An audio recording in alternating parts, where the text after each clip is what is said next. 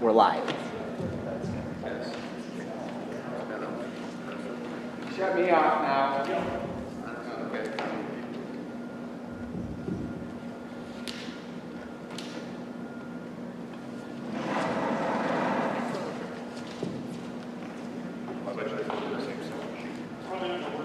Oh, okay. Check, can you hear this, Andy?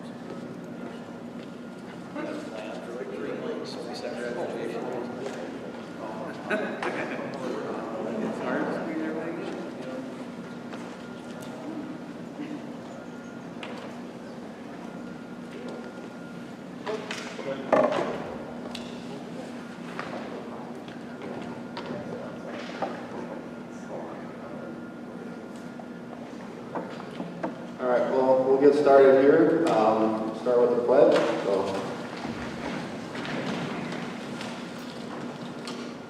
I pledge allegiance to the flag of the United States of America and to the republic for which it stands, one nation, under God, indivisible, with liberty and justice for all. All right, we'll start the special board meeting here on Monday, July 27th. Is there any additions, corrections to the agenda? The only one I thought I would talk is potentially having the public forum after we review the policy of the handbook here. That way it might answer some of the questions that some people may have. So with that, anybody else have any corrections? If not, we'll need a motion to approve the agenda as written. We have a motion by Tanya, second by Jen. Any other discussion? Not all those in favor, say by saying aye. Aye.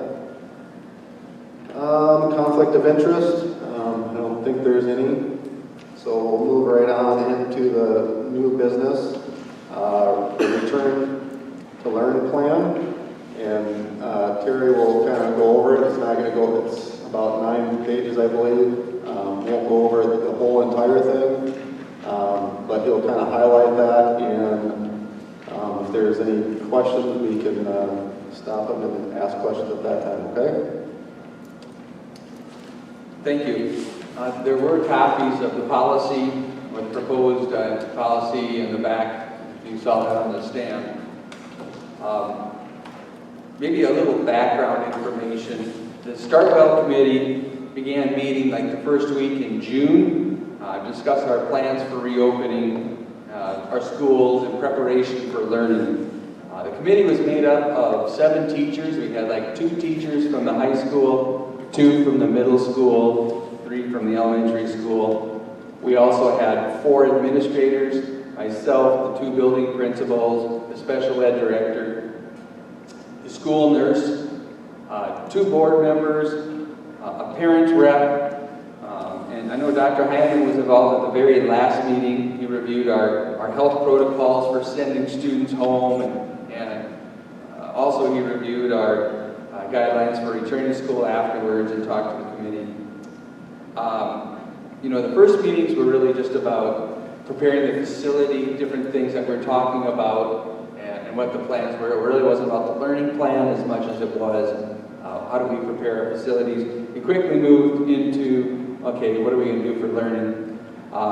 We sent out a survey to parents, and we received good feedback. I'd say we received about 85% of the students were accounted for, so I think that's a very good indication of the parents' desires of the households represented. Of the households that responded, 93% indicated that they preferred their student attend school on campus this year.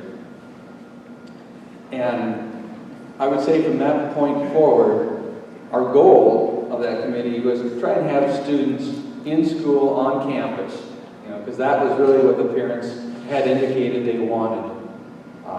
And how are we going to make that possible? You know, we certainly want our students in school more than out of school.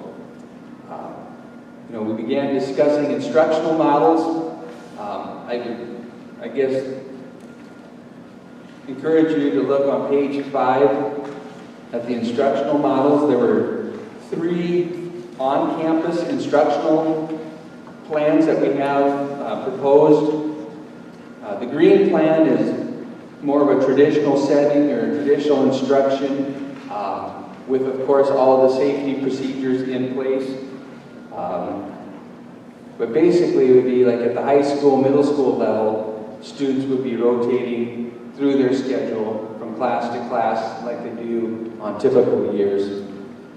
Elementary, again, they would have, you know, of course they're more in their classroom most of the time, but of course they do have PE and music. They do have their specials outside of their classroom. So the green plan is very similar to what we're accustomed to with safety protocols in place. You know, during that time we talked about how we're going to try and prepare our staff and our students in the event that we have to go online. So there's different things we're going to do right from the get-go to help facilitate that in case we need to go online. The yellow plan is, I would call that more of the coffee shop model or a pod, or a coffee shop or a pod instructions where we keep the students contained in their classroom more. And the main reason there is just to try and limit the spread, the number of contacts in the hallways, the contact in the lunchroom. That would be something I suspect we would move to if we were having more cases pop up in our school. So that would be a plan we'd move into before we would move to our red plan, which is more of the online instruction off campus.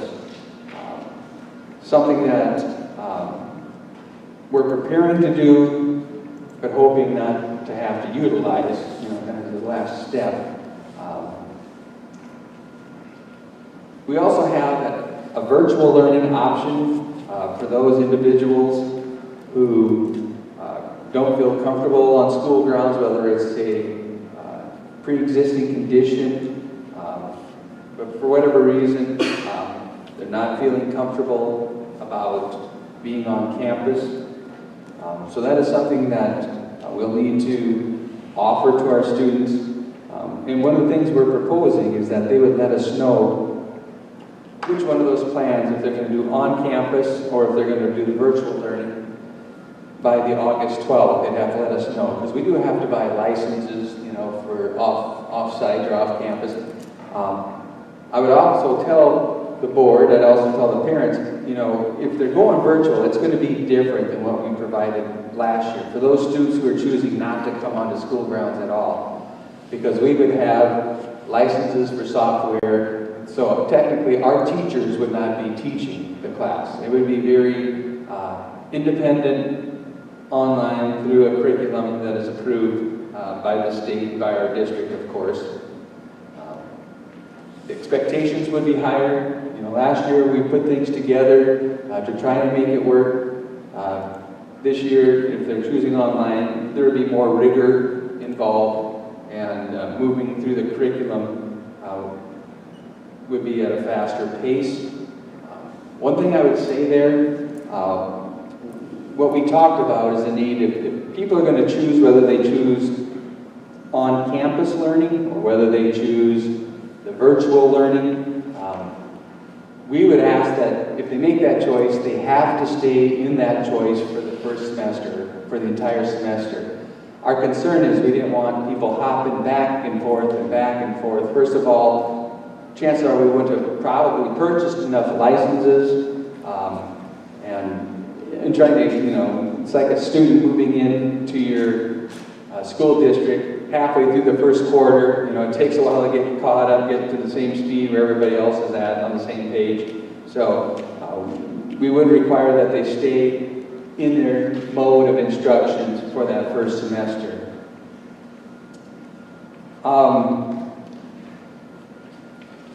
You know, as you look, if I can back up here, one of the things we are asking is that parents complete a home health screening. This is on page 2.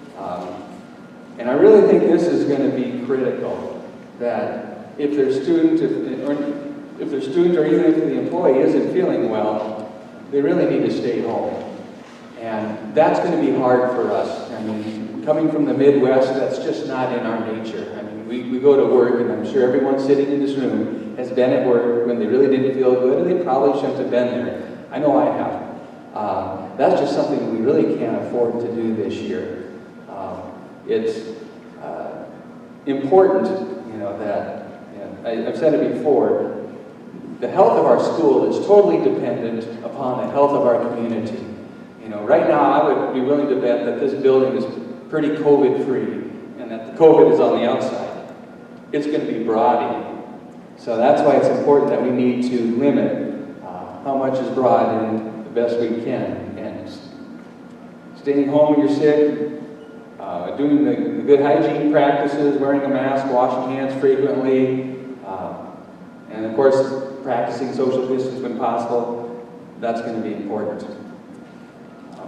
If they become ill during the school day, we're going to create an isolation area where the students will go. This will be separate from the school nurse's office, because obviously we have healthy students who come in to have their blood sugar tested, or they get hit in the face with a ball in PE or whatever. You know, there's all sorts of things that can happen during the school day that requires the school nurse's attention, and we don't want healthy students in an area that is designated just for individuals who are experiencing COVID-related symptoms. So there will be a procedure that the school nurse will go through. I'm not going to go through all the details, but obviously she would be in contact with the families if there are concerns. Return to school criteria. If someone has been asked to be quarantined, or if someone tests positive, or if someone is sent home from school because of symptoms, there will obviously be benchmarks that they'll have to meet before they are allowed back onto campus. And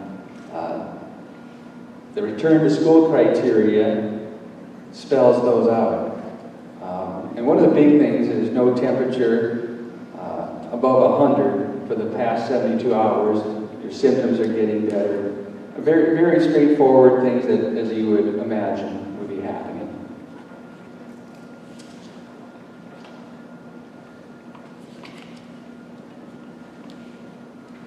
You know, I'll say that as the Startwell committee was meeting, we focused primarily on academics. You know, we really didn't talk much about sporting or athletics or activities at all. I think the basic reason is if we're not in school, chances are we won't be having activities. So we didn't spend much time at all on activities. I would say that the most debated issue we had during the entire time, when we met as a committee, was the use of the masks. And as you would imagine, we did send out a survey to our staff. I believe I sent you a copy of those survey results. Because we wanted to see where the staff, kind of gained their feedback, see where they were at. And when I say staff, I mean teachers, administrators, secretaries, custodians. I sent it out, and of course our paraprofessionals sent it out to every employee just to get their feedback. And we had 90-some employees respond, depending, we have around 130 employees. We have 130 contracts out. Some of them might just be to teach or coach middle school wrestling, but we have about 130 contract employees. So I thought 90, it was something the 90s respond. 18% of the staff who responded indicated that they felt employees should be required to wear a mask at all times. 18%. 23% liked the idea of requiring masks at the start of the year and basically reevaluating periodically. 35% wanted to wear masks only when social distancing was impossible, and 23% of our employees thought the district should recommend but not require masks. 18, 23, 35, 23. I would say inconclusive or no real clear direction, pretty split. I did not, or the committee did not survey the parents. When we had the results, the committee reviewed the staff survey results. We listened to Dr. Heineman's testimony concerning how masks mitigate the spread of the virus. There's also some very passionate staff responses, and I would say on both sides of the issue, pro-mask or anti-mask, made by our staff. So, very difficult decision, as you would imagine. But when it came down to it, the committee did decide, or is recommending, that we do wear masks to start the school year. I would say that the committee is saying that, but I'm not saying that everyone on the committee agreed with that. I think that some were not in favor of the mask. They're willing to do it for a short period of time. They just felt that if that's what we have to do to get the school year off and running, and possibly coax those very anxious staff members or parents to return to school and maybe give it a try under those circumstances, I think they were wanting to extend some kind of an olive branch just to see if we can comfort some of the anxiety out there. I know we had a conversation about only requiring masks until Labor Day, kind of reassess at that point, just see how the other schools who aren't requiring masks, how are they doing compared to us? So let the other school districts maybe be guinea pigs, so to speak. We also had the elementary teachers speak to their belief that it'd be easier to teach the younger kids from day one how to wear a mask versus switching or transferring at some point in time, transitioning into masks.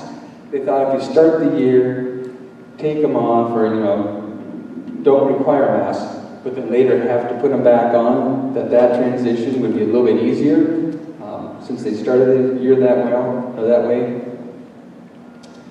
So that was some of the conversation that the committee had. But I know that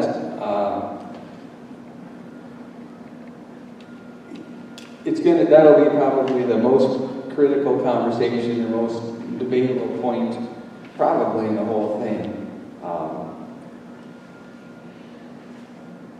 when we also talked, I know that we talked about, okay, what circumstances wouldn't you require a mask? And we talked about like sporting act, you know, when you go to athletic practice, it's going to be very challenging to have an athlete have a mask on while running, you know, wind sprints with a football helmet on or whatever else. So some of those things we talked about, you know, our goal, again, the committee's goal is to have on campus, in learning as often as we can, because that's exactly what the majority of our parents asked us to do in the surveys. And they thought if we have to start off by wearing masks, then that's what we need to do. Now we also realized at the same time that doing these things will mitigate, you will never eliminate the spread of COVID. But our goal would be to mitigate, reduce the spread as much as possible. You know, I know I'm kind of at a miss. I don't know what to do if we're not wearing masks. I have a student who tested positive who went to 8 different classes that day. Was that close contact with the teacher? Do I need to send all 8 teachers home that they had contact with? Because my biggest concern, it's not going to be the number of students missing school that's going to cause us to call off school. It's going to be sick employees. It's going to be teachers. Not enough teachers. We're starting off the year with 4 or 5 long-term subs to begin with. 5, I believe. I know we have a couple more maternity coming up mid-year. You know, I can have 30% of the student body gone, and technically I can still have school. I don't think I can have 10% of my staff gone, because I won't have enough subs, I won't have enough bodies to provide instruction. And I know the hospital would say that was their goal. In order to provide services to their customers, they need their employees well. And same with the school. If we want to take care of our kids, the best way we do that is by taking care of our employees first. So that's kind of a 5-mile view of the program or the handbook. I don't know if you want to open it up to public forum questions, or if the board has questions at this time. Yes, with that, does anybody in the audience have a question, or the board have any questions? Just a comment. I think this is at least, Dan Hyman, the second version that we've seen of this. I think, Terry, a good idea would be to put the date of the current version on here. So if a parent has concerns about what the policy says, you know that you're both speaking about the same version of the policy. Because I think there's some changes in this even from when we met last week. So I think putting either a published date or a version on the front, so that's July 27th, but always make sure that there's a new date or a version number on it would be really helpful. And then the other thing, on page 2, social distancing is the old terminology, the new terminology is physical distancing, and when you look at the guidelines, it always talks about physical spacing among guests and individuals. So I would put physical and in parentheses social, because people may equate the two of them together. But what the guidance from the CDC and the health department talks about is physically spacing, and it's really about being apart. So I think in order to make sure we don't have any confusion about what needs to happen, those are a couple of things that I from last week to this week I thought about maybe having. Say, Andy, were they able to figure that out? You know? Okay, good points. Because I know at the hospital, at the beginning of COVID, we didn't put dates on some of the documents that we used, and we were constantly questioning, is this the most up-to-date one? So that's a good point. And this is your de facto incident command group. So all changes, all discussion, all thoughts about the policy should either be changed by a designee, whether you're that designee or somebody in administration, so that everybody knows where they need to go. We have an idea about changing the policy. be an agreement that nothing changes until that executive group or the school board or somebody makes the change, so that there's no confusion about where those changes are coming from. Because I know in the organization I was at, we use incident command, and if somebody asks me, well, can't we make this change? I've got to take it to incident command so that we're all in agreement when the change is made. And I think that'll help the school board make sure that they understand who is or who is not making any changes to this policy, so you all understand. I think those are some process things that would be really good. I mean, I almost think that should be a board thing. The policy committee is like, 2 or 3. Well, they still just make recommendations, they still want to support after policy committee, so. Let it work in the policy. Correct. So I think we'll end up taking that into account, and it's a good point. So it brings up a point as far as obviously Facebook and all that stuff, and I know we didn't really touch on that, but it'd be nice if, just as a reminder for like teachers and parents and stuff like that, if you do contract COVID or you come in close contact, not to post that on social media, if you can bring that to administration, that way they can get a handle on it before it gets out and about. Obviously in a small community that may happen already, but again, it's trying to mitigate how that information is disseminated into the community, into the school, so we're not causing any undue panic, I guess. So I just stress that if we can bring that all through administration office, that would be, I guess, an ask of us. So. Scott, I have a question. Yep. Okay, I'm going to talk about academics. I know that Terry had said I need the mic. They need to. I'm getting people saying that. that they were really focused. That they were really focused on the academic piece. And so I just wanted to ask the question about accountability from the staff. I have gotten a couple of phone calls today from parents who wanted to make sure that teachers are going to be accountable and how much time they're going to have to spend with their students if we go virtual. I know that this last quarter we were just trying to survive, but I think that parents would be more comfortable knowing that the staff have been talked to and what's expected of them as well. So I guess that's my question. Have they been talked to about accountability?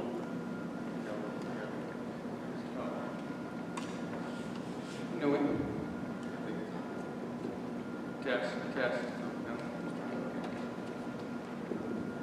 We have not talked to our staff about accountability, simply because we haven't met yet. But that will be something that we'll have to do. We do have a plan in there as far as if we go to pods, where they're in their classroom, we are going to, the proposal is to start school a little bit later, that we start school at 8:45 and end school at 2:45. So we'd start a little bit later and we would end a little bit sooner, mainly because, first of all, having, whether it's a high school student, whether it's an elementary age student, contained in one class for a long period of time like that makes for a pretty long day. That would allow our staff maybe to even field questions in the morning or after school and do some time, more prep time about how to do some of the online classes or the different aspects of providing it. I would say that if we have to go totally online, and that was your question, if we go totally online, will there be an expectation? And we can certainly do that. We can certainly say, here's the teacher's hours. Where we ran into a problem is elementary age students not being able to log in without parents' help at 8 o'clock at night, and then the teacher's not available. And I understand that. If both parents are working, they have their child somewhere else during the school day. I can understand that. We can continue. We can even have office hours. I think we'll have to have sporadic office hours. We talked a little bit as a committee about would we require the staff to come on campus for their normal hours. And I wasn't really in favor of that personally, mainly because it's only going to add, that would add, I think, more stress for employees to find daycare, just like we have our community members already finding daycare. You know, that's going to be challenging for them to get that done, I think. I think having posted office hours, and they might have to have some hours in the morning and even maybe a couple hours in the evening to do that, and have that more standardized would probably be a good plan.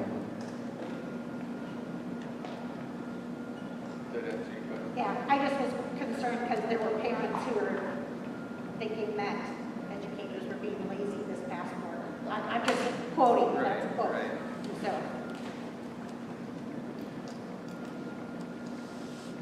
Any other board members have questions or from the audience here? I had a couple. When we're going green to yellow or yellow to red, is there a number you have in mind? Like we hit 10 cases, we're going to flip to yellow. We hit 20 cases, we're going to flip to red. And piggybacking off that is like each building just going to flip. So if we have 10 elementary cases and we're going to flip to yellow, does middle school and high school also flip? Or are we doing it as a district, or are we doing it building by building? I guess that's the first question I got on that. I would say that, first of all, there is no set number as far as when we go from green to yellow or yellow to red. I think you really have to look at the circumstance each time. It'll really depend on what's happening, who it is, how many people. You know, there's a difference between a student who lives a couple blocks away from school, walks to school and gets sick, and it's contained to an elementary classroom, versus a student who is in the hallway every day, a high school student who's on the football team and, you know, rides the bus. That can be a lot different situation. So we do not have a number set in place. And I don't know if that's a good deal or a bad deal, but I think you need some of that flexibility. You know, the second part of your question was about would you call off for the district? And I would say I would not want to do it that way. I would like to look at each building separately and try to have people here, like I said, as often as possible. You know, I can see, for example, even if we're in the yellow phase and we had a classroom where they had a positive test, we would have to send that pod out for 14 days and that teacher as well. And if that's at the high school level, I don't know that I would have to do anything at the elementary. Now, you will have obviously some families that have children at different buildings, you know, that would be impacted, but I really don't want to do, you know, a district-wide decision if I can avoid it. You know, with storm or weather-related calls, well, everyone's got to get to school. With this, it could be a little bit different. And I think as this progresses, we know this is very fluid. We know that this is what we know is constantly changing. And I would hope and ask for flexibility from parents, from staff members, as we try to work through this, and with our goal being having students on campus as often as possible, when possible.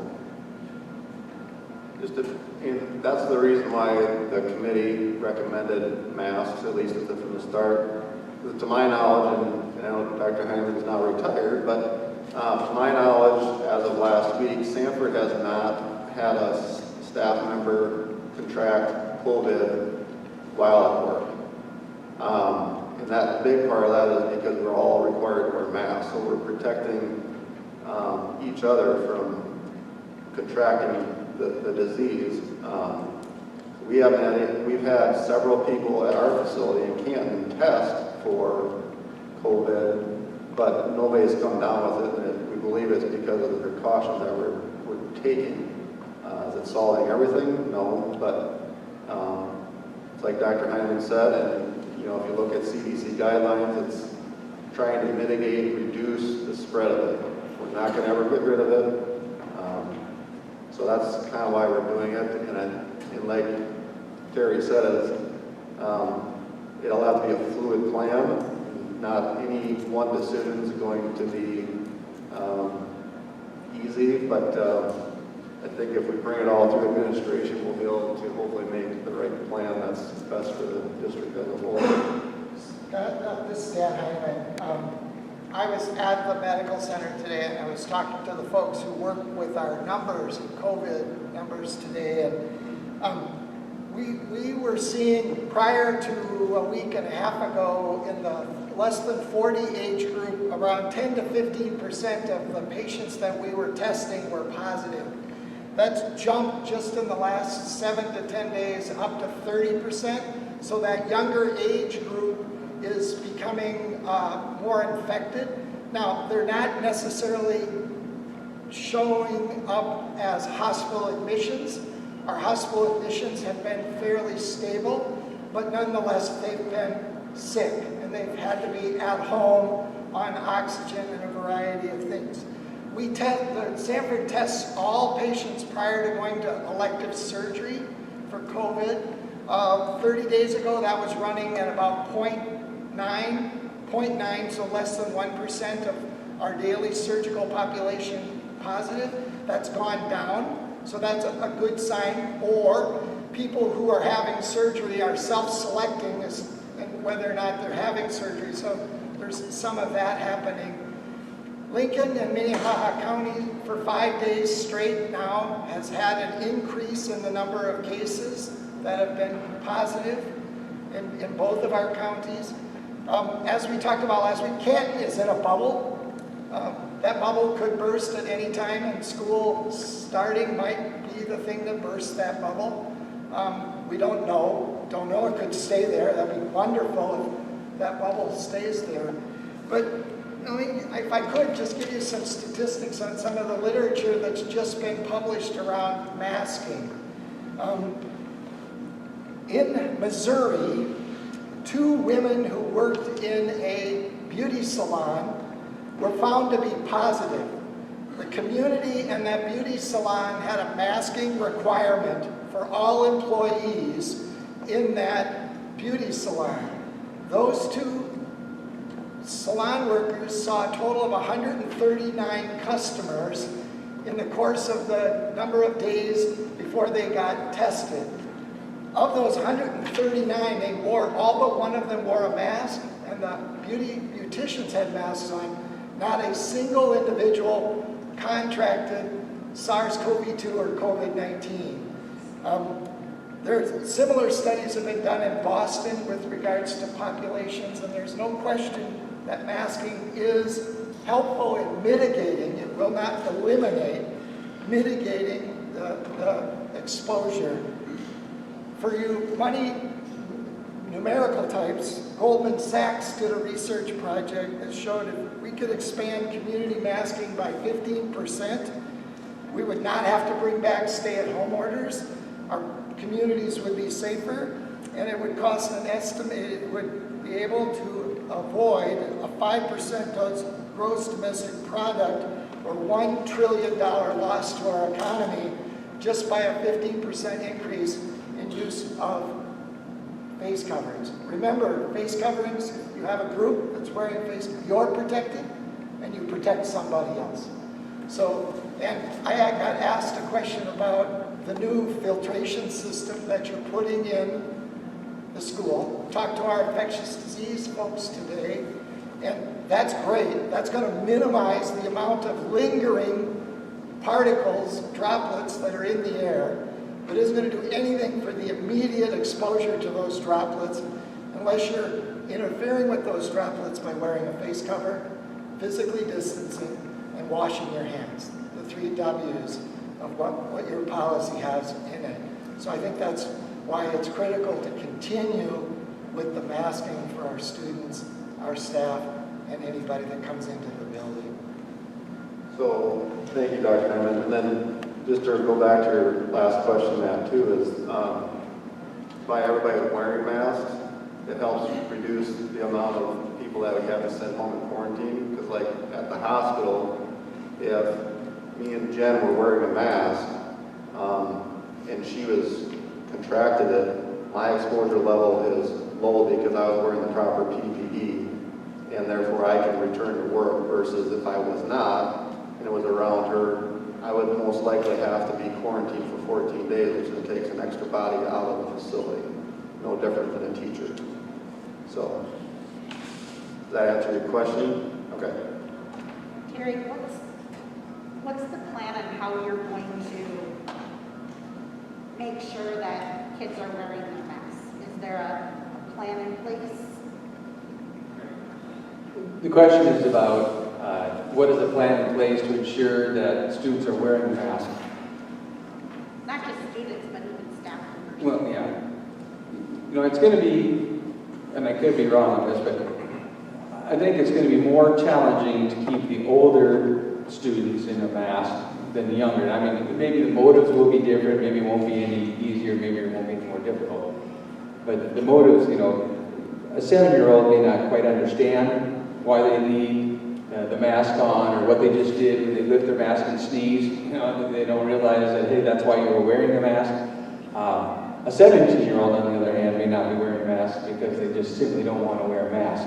And to me, we'll have to offer them the mask. If they refuse to wear it, they won't be allowed, they won't be able to stay. I mean, you could consider it like a dress code violation. It's not anything where we would suspend them for a certain number of days. It's just like a dress code violation. Once you come in compliance, you can come back to school. That would be my philosophy on it. Is that, you know, there's a difference between whatever, beating someone up in the bathroom and having a dress code violation. You know, for the staff, you know, a lot of that is going to be the importance of fidelity, you know, and of us all being on the same page. Just like the Startwell committee, maybe not everybody agreed with the decision, you know, the recommendation. It's not a decision yet. The recommendation to wear a mask. But there were those who were against it who decided they would yield in an effort just to get school off the ground. And I think that's where we have to be, is we need to be requiring it. And if they want to be here, if they want to get paid, they'll have to wear the mask. I mean, it's, you know, it's, we require them to wear a shirt to come into the building. Students, teachers, everybody. I don't know why we wouldn't require them to wear a mask to come into the building. I mean, you know, it's just, and they're professionals. I'm not expecting problems. I mean, I have a great staff, and they showed that last year. And they put this thing together at the 11th hour for us. But I can just add a little bit too, where it's not just the health community. If I can add just a little bit to this, it's not just the health community and the health organizations that are doing these same protocols. We're doing the exact same thing in the corporate world, and are seeing the same results. Now, our little plant is small, but we have not had a case either, and we're doing the exact same thing with the mask. It's not popular, and I'm running around this week and all day today getting constantly, because I was around a lot of people this weekend. So you're fine, but I don't know. So again, it's what can we do, and not just look at it where we've got people here from Sanford. It's also we've got people here from other organizations that are trying to take the same precautions going forward.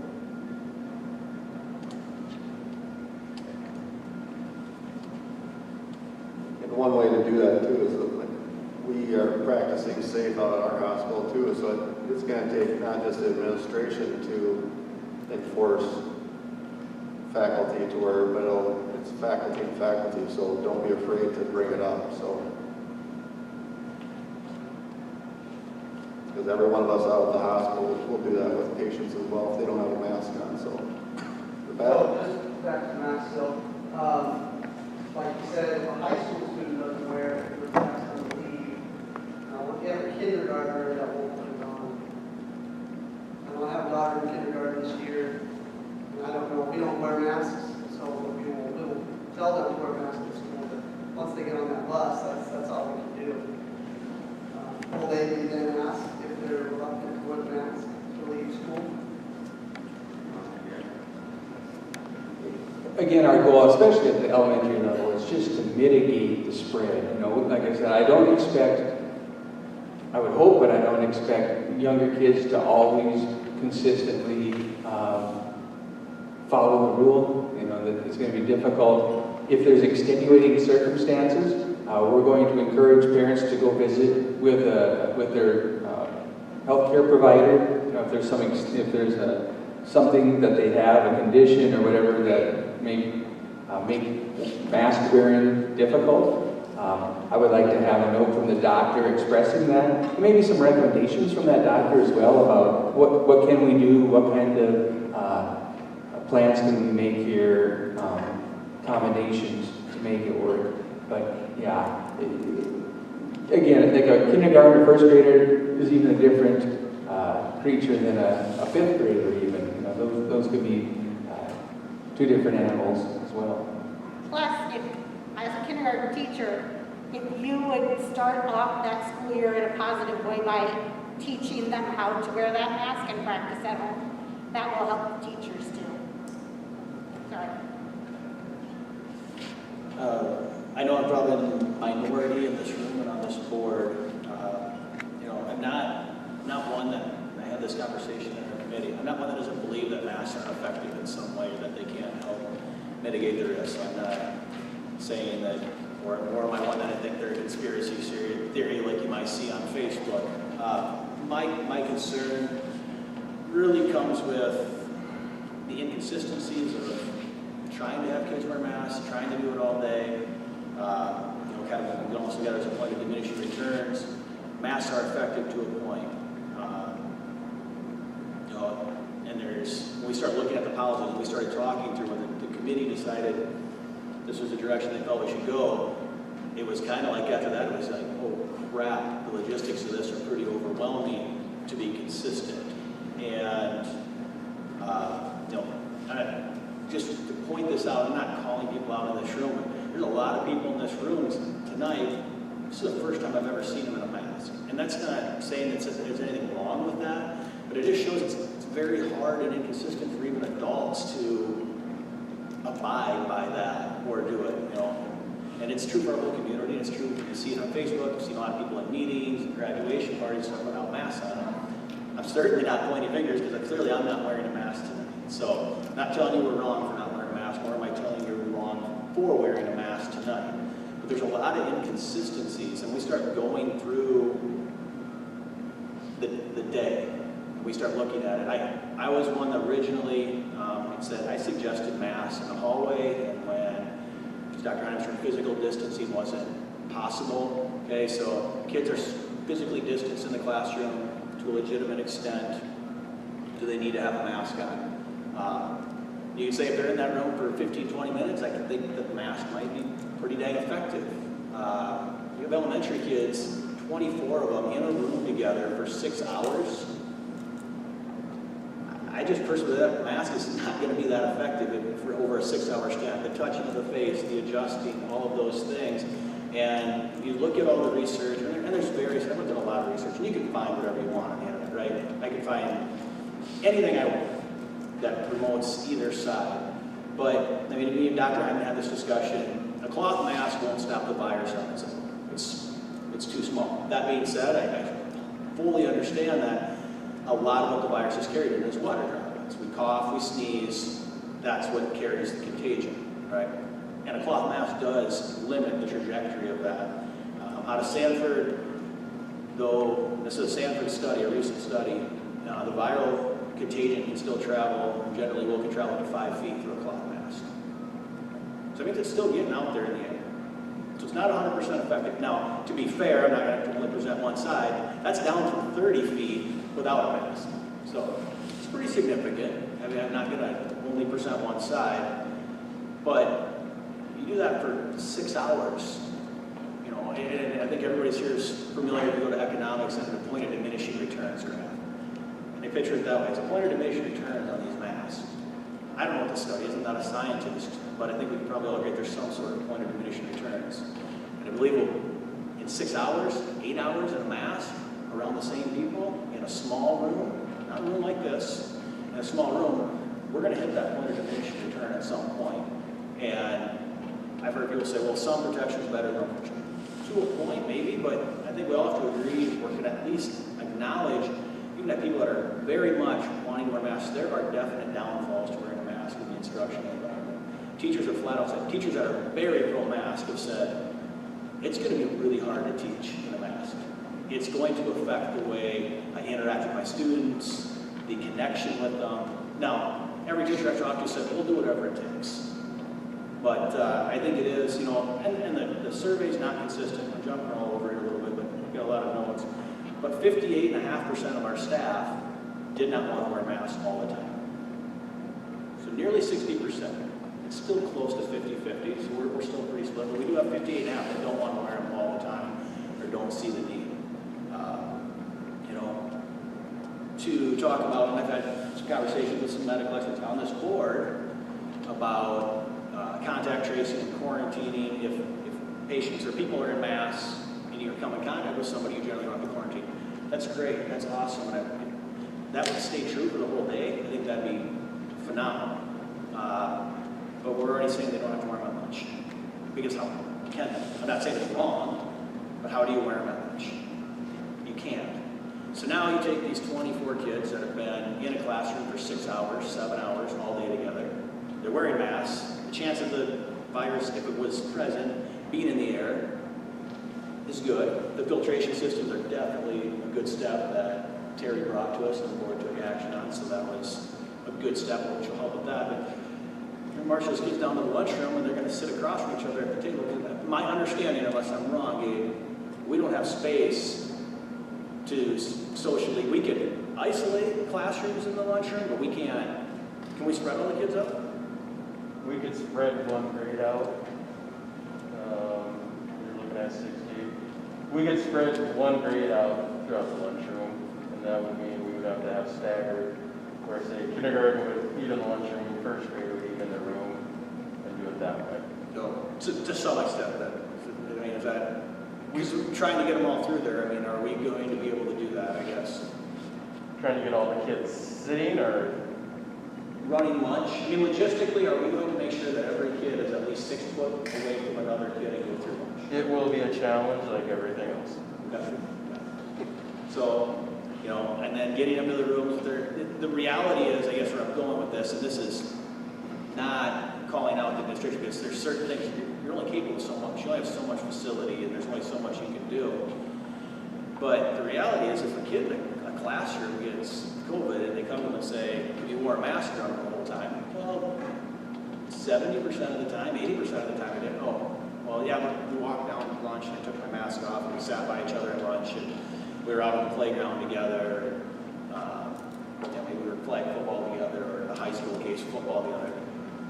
I think the kid's still going to be out, and probably rightly so, or that whole class. So, I mean, really where I'm going with all of this is, I'm not saying the masks don't work, and I'm not arguing the science behind them. I'm just saying I don't know how we can be consistent enough to make, is the juice worth the squeeze, is my question. And I also look at this, the media leads us to believe that COVID is a death sentence. Right out of the gate it was, we didn't know. We've all seen the numbers drastically plummet, fatality rates. Dr. Edmond said even as cases go up, hospitalizations go down. One is, it's probably not as bad as we thought. Two is, thanks to our wonderful healthcare workers who've learned so much about this and are doing phenomenal things. So there's a lot of things that go into that. Already 2 antibody studies out of California from Ivy League schools project the mortality rate at about 0.2%. Right? It's about twice the flu. Now it's twice the flu. Definitely should be doing something, but we don't go in total hysteria lockdown over the flu and a bad flu year. The beauty salon, it's a great study. the beauty salon, none of the patrons got it in their 30 to 60 minute hair cutting appointments, whatever they're called, right? Whatever, their appointments. I don't frequent many beauty salons, so. More than 30 minutes. Okay. Yes, I do believe that sometimes it's because my wife is enjoying a glass of wine, and that's why they go 3 hours.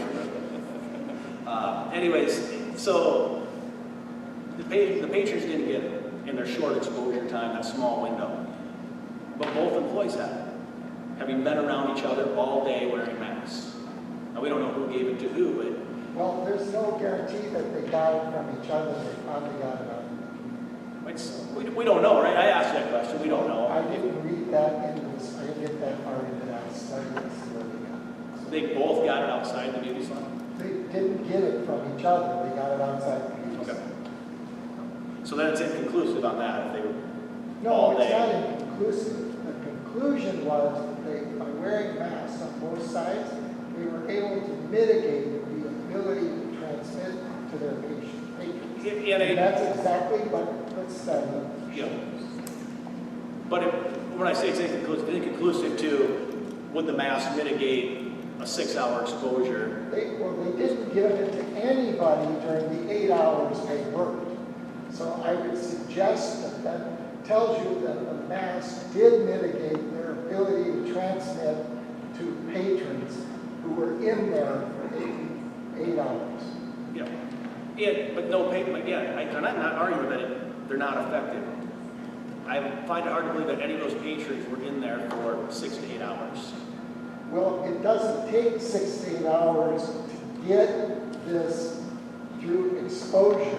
It can be in the 15 to 30 minutes if you expose them to the virus. It's highly contagious.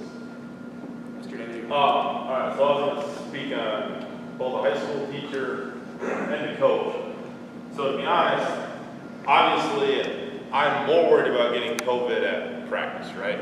I can take all precautions I want at school, but the minute I go in the locker room, the minute I go on the practice field, the minute we go on a bus to a game, to a different location, that's where my exposure is going to come from. I mean, I don't know if anybody would disagree with that.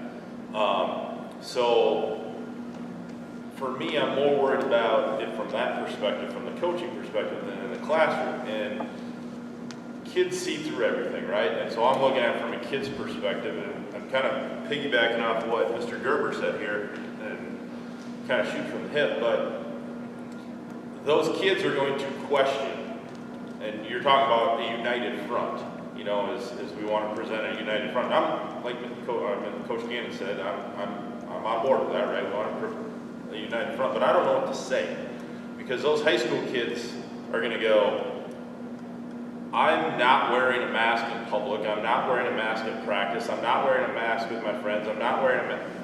But when and in the high school we have elective classes, right? And some of them are fairly small. Like, you know, I know we have a Spanish class with like a handful of kids at best, right? I've had, because of the way band and choir and other classes work out, I've had personal finance with like 4 kids before. So if I get those kids in my class, they're going to say, well, I was at volleyball practice around 60 girls and I don't have to wear one. But here we can literally social distance 12 feet apart and I have to wear one? And I don't know how to answer that.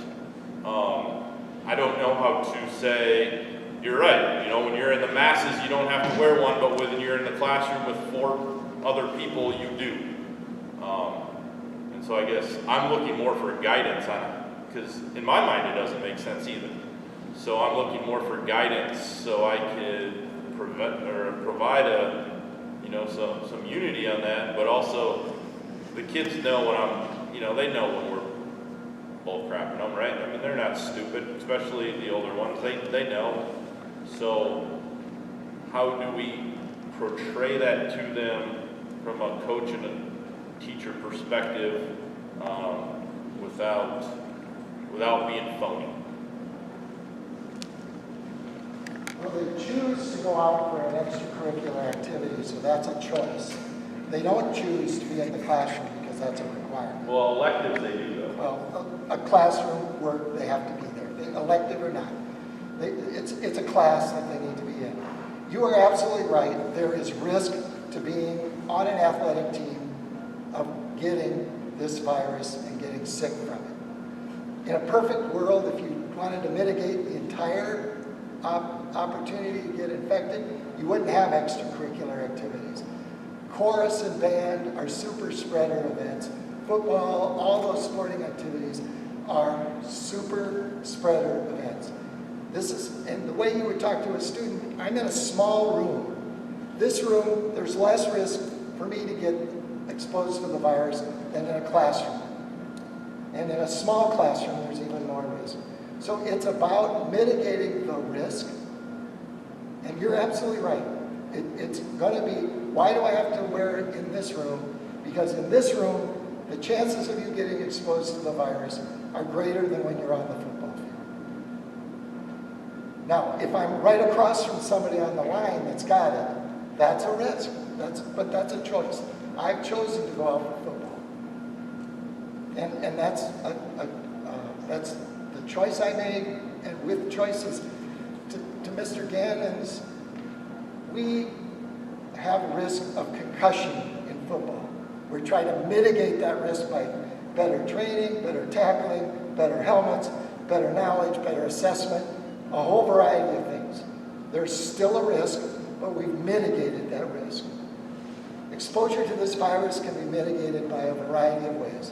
Masking, physically distancing, washing your hands, watching where you are. So there are lots of things in school that we do that have risk. And we try to do things to mitigate that risk. So I totally agree. You're absolutely right. I would talk to the students by saying, the smaller the environment, the higher the risk. That's why we're trying to mitigate it. And you chose to go out for football, and you must understand those risks. Concussion, fracture, injury, a whole variety. We don't list all that stuff when we sign them up for football, but it's there. You're absolutely right. And I was going to say the same thing. And it's not no different than a basketball tournament. I mean, my kids still play basketball tournaments. You can't take everything away from a kid. But they, like, I know my daughter went to Des Moines, and they weren't playing. Everybody was in a mask the entire time. And Des Moines was essentially shut down from most businesses. I mean, there were quotas on how many people came in. If you weren't wearing a mask, you were not welcome. So it's not, I mean, it's all around, and like Dr. Hyman said, we're trying to mitigate the risk. I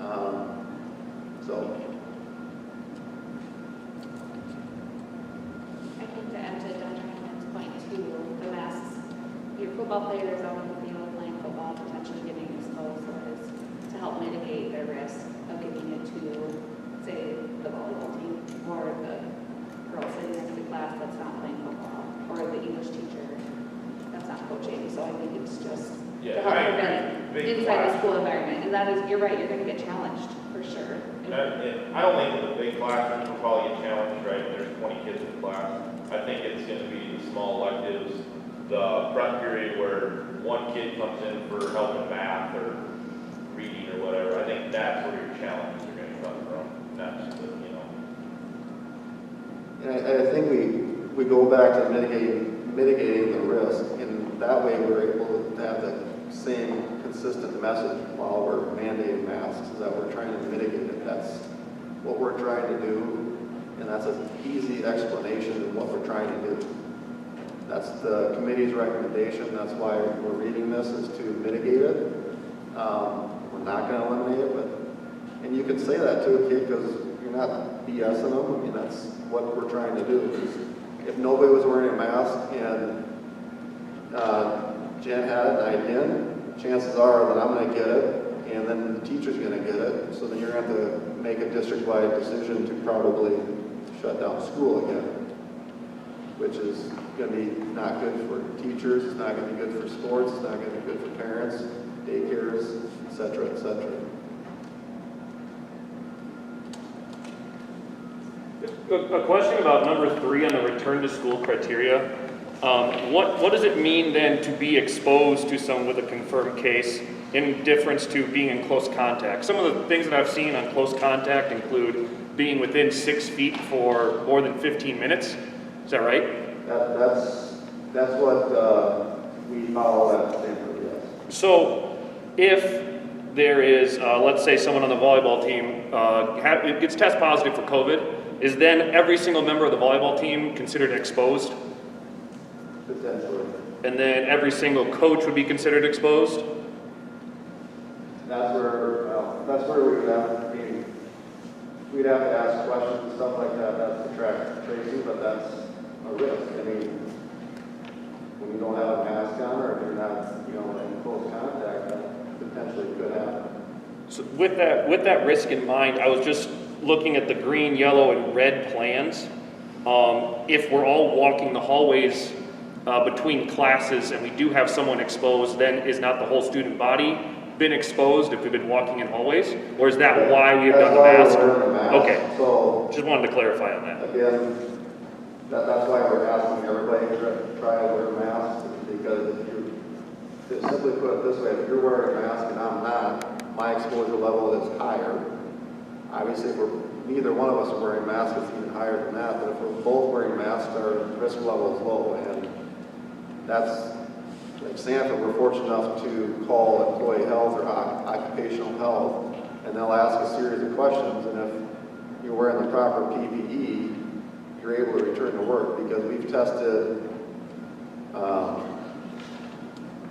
probably around 200 people out of the hospital/clinic, and obviously our workers are still there, and that's the reason is because they're either wearing a shield, well, they are wearing a mask, a shield, and a gown, which reduces very minimal their exposure so that they can come back to work and take care of patients the next day. So with this, are you going to want to require the type of mask you're wearing? You just said cloth ones aren't as effective. Are you going to say to kids you can't wear cloth ones, or what do you? I mean, is that going to become a problem too? I mean, are we going to discuss that? Your cloth masks are fine. You're not going to find surgical masks. Right. They're not out there. But I just mean the ones that you guys are wearing now. This is a surgical mask. Right, So and that's what we're going to provide, isn't No. it? We're going to provide a cloth mask. We have, like, what these gentlemen are wearing out here. That's what you're going to provide to kids if they need them? We will give them one, right, if they don't have one. We talked about also allowing them to bring their own from home. We're not going to say you have to wear our mask. Right, so that's what I was getting at. I mean, if they're wearing a thin thing, is that okay as long as you've got some type of mask on, or? A face covering is people use those gaiters, they use bandanas. No, that's right, I just want to, I mean, to I have think as long as your face and nose, your mouth and nose is covered, I think that meets the standard of the policy. And this is off a face mask too, but there's going to be a lot more kids out of school, like you said. If you think you have a temperature, if, don't come, which is fine. But have you guys discussed anything as far as grading policies, or they have to have it in by a certain time, otherwise your grade's deducted? Are you guys going to have leeway? Have you talked about any of that stuff? Because I know the grading thing kind of at the end of the last quarter was a lot of people's contention about how things were graded, when things had to be in. There could be kids coming and going, What I'm saying is if they think they're exposed, you got to be gone 2 weeks, and then they come back, and what if they're maybe possibly exposed again? Are you going to say, nope, got to have this in by this date? Are you going to have a uniform front with the teachers saying in quarter? I don't know. I'm just saying, because I'm sure that's some of the parents' considerations too.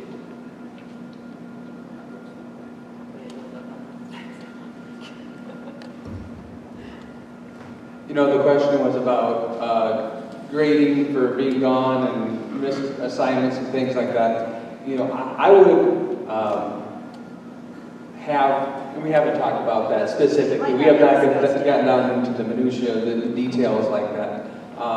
And I would want my building principals, not necessarily a committee of 7 teachers and 2 board, I think that's a building level thing that they should talk about. I think there's a difference between elementary and middle school and high school. I know that both of my principals have building leadership teams. I would want something like that, you definitely want grassroots buy-in from your teaching staff, and you don't want that to come from a committee recommendation. So I would trust my building principals to work out those details with their staff, versus my Starwell committee, I guess.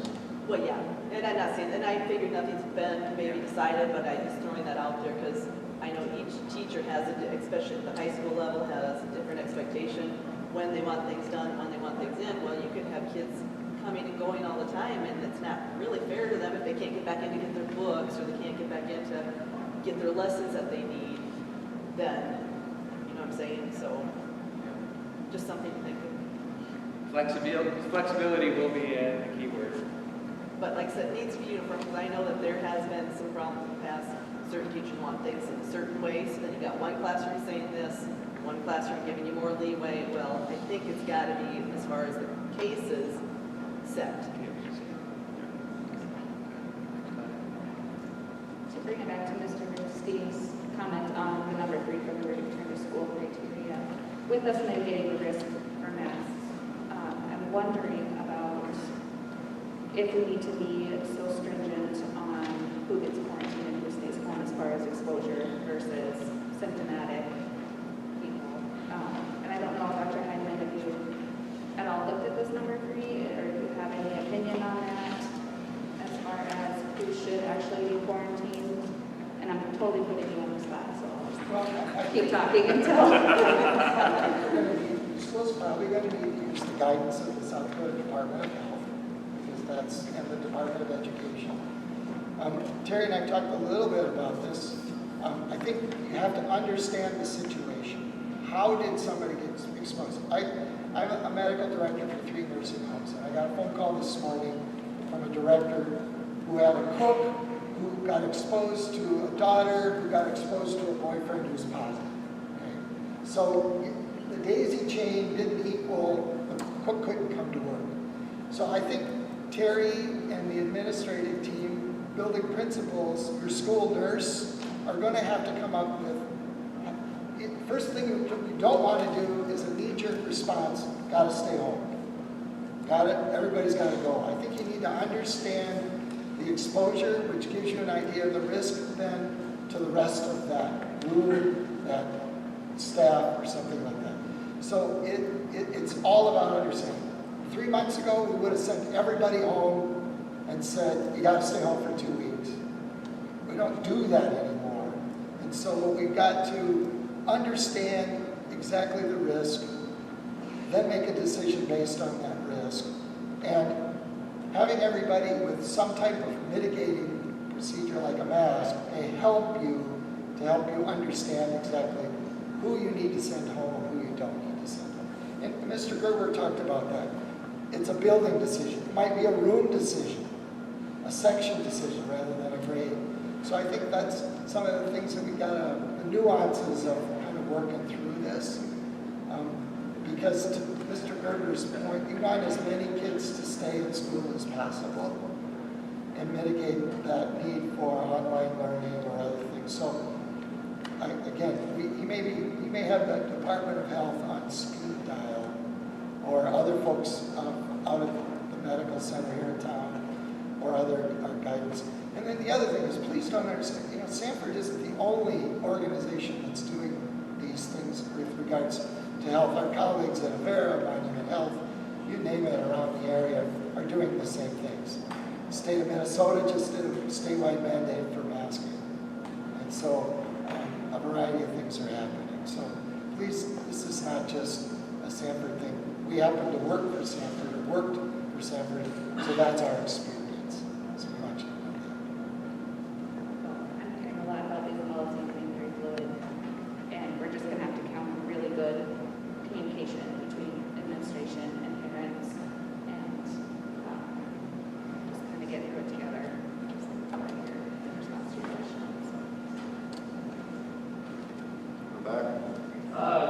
You mentioned that you did this survey among staff with 18, 23, 35, 23%. And I'd just like to know why weren't parents included in a survey as regards to masking. I think you would have, I know like Brandon Valley School District,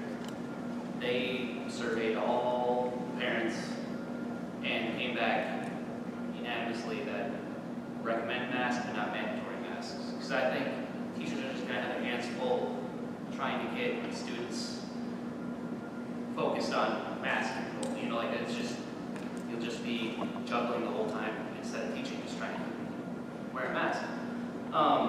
And that's especially compounded by the fact that there was just a study out of Germany where they surveyed 2,000 students, I think it was 1,500 students and 500 faculty members to see how, because they've been in school since May, how many have come down as positives for COVID-19, and it was like 12.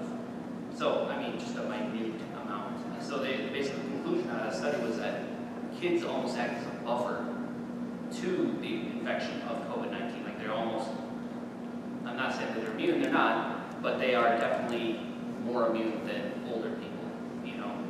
So I would like to know what, because it seems like staff here are the main concern, are scared. Some staff are scared.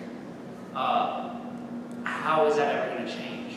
If they're scared now, at Labor Day, are they going to be any less scared? Because it'll be, you say there's no new cases. Is that a test for, I mean, is that like a case for masks work, let's keep wearing masks?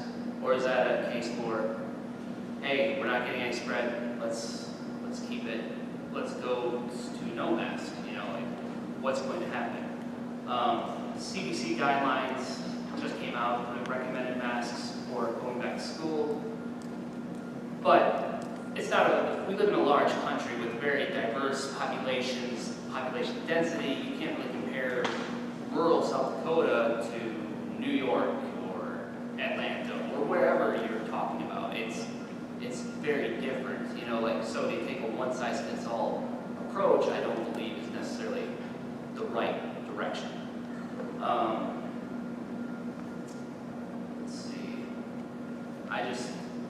And exceptions, is it just a doctor's note that you'll need? Because I have a son that has very bad asthma, and he won't be able to really wear a mask for long periods of time. So, I don't know if you can answer all those questions or what.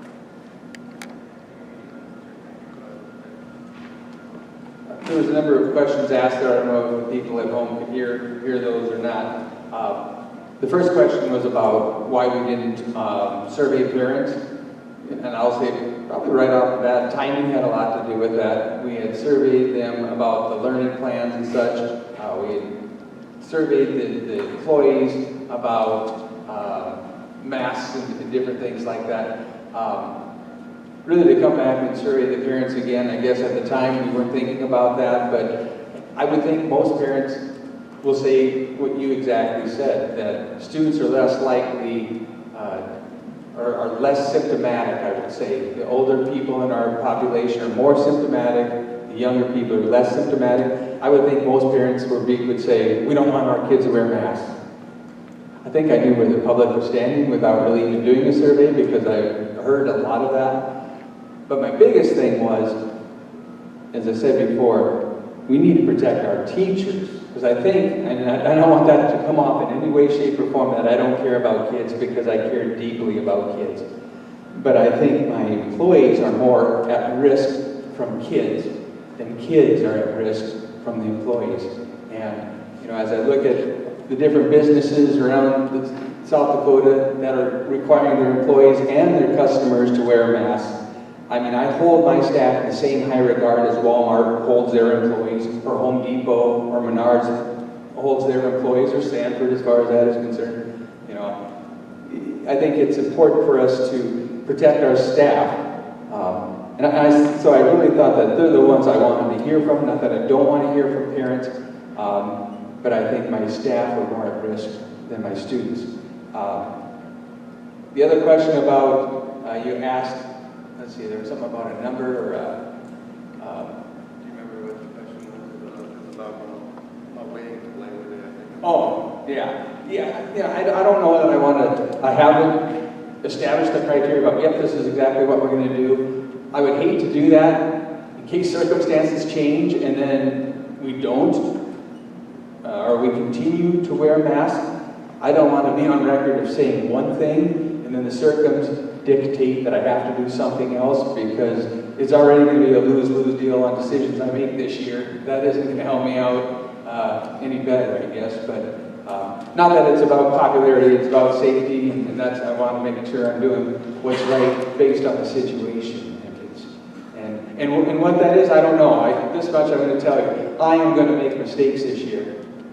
I am going to make mistakes this year. I'm not so sure that calling off the high school activities this week wasn't a mistake right there. I promise I'll do better at the next pandemic if there is one. And if I'm still in this position, I'm going to learn some things this year. My teachers, my parents, we're all going to learn some things this year. And it's going to be a very different year, you know, because we don't know. We've never been through this before. So I don't want to make promises I can't keep. I guess is what it comes down to. The question again was about this stuff. Oh, yeah.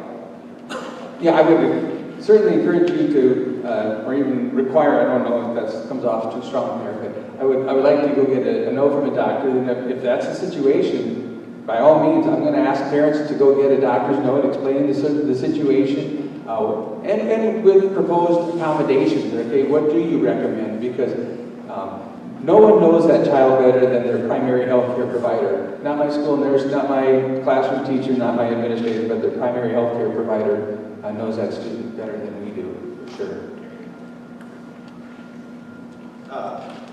I also want to address the, revisiting this September 14th. I will say out of the committee, I would say that was probably somewhat of a compromise out of the committee when the committee was kind of divided. And I said, there was a majority that wanted masks right out of the gate. There was a contingent that did not necessarily want that.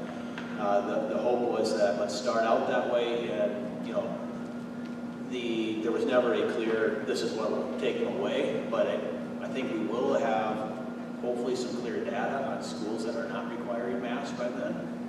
I think that's what we'll look at, because somebody did bring up the fact, well, if we don't have any cases, we'll just say the masks are working, right? And we'll just wear them indefinitely. So it was pointed out right away, we can also look at, there's a number of districts and large districts that are not requiring masks. We can see what has happened there. Yes, go ahead. Okay, sorry. So my question with comparing to other schools, are we comparing to very largely density-wise schools like Sioux Falls, Brandon, Pierre are all not masks? Or are we going to measure against smaller schools that are very spaced? Like if you compare yourself to an unmasked school like Kadoka, you're probably going to get some low numbers. But if you go to, Washington High, you might get some very large numbers because there's lots of kids there, maybe lots of people there, lots of everything there. So are we going to be comparing to similar schools in size? I think it's like 5 years plus on the board. I can speak that I think the board's been very good at taking that into account in everything we look at. It's pretty rare we compare ourselves to Sioux Falls or Harrisburg or Rapid City or Aberdeen. I think we all are ground enough that we look at Bell Rapids, Lenox, Beersford, Alpine. So not even only schools similar our size, and generally we look at the DAC-12. Schools our size, but also in our region, demographically similar, because there's so many things that play that's usually our best barometer on things. Not that we have to do what the other schools are doing, but it is nice to kind of see what's happening when they try things. I know Coach Versteeg has done some research with Dells during his master's degree and did some comparisons and some different stuff. So I think we do a good job of that. I'm not going to address you said you have someone asthma. Just on a personal, I have a son that has respiratory issues, cleft palate, so a mask is very significant concern for our family as well and how we're going to do it. That's not why I spoke kind of against them. But what I can tell you, we're going to meet with our medical provider, and I've already reached out to Gabe and said, hey, this is where we're going. Can we meet Gabe, school nurse, and the teacher, just go with the game plan? Obviously, he's very open to that, and I think all of our staff will be very accommodating if that's the way we go. I think everybody here, regardless of which way this goes, and everybody has the best interest of kids and wants learning to take place. We may not all agree exactly on this issue, but I think everybody in this room and at this table's hearts and everybody in staff's heart is in the right place. And I think that's one thing that everybody needs to remember, that even if we don't all agree on policy and what we're doing, I think we can all agree that everybody has the same goal in mind and wants the best for our kids, and that's our number one priority. I often say, and I have a number of coach friends and teacher friends, and I often say the board's priority is students, not teachers. But they know my next comment is, if we don't take care of our teachers, they're not going to be able to take care of our kids.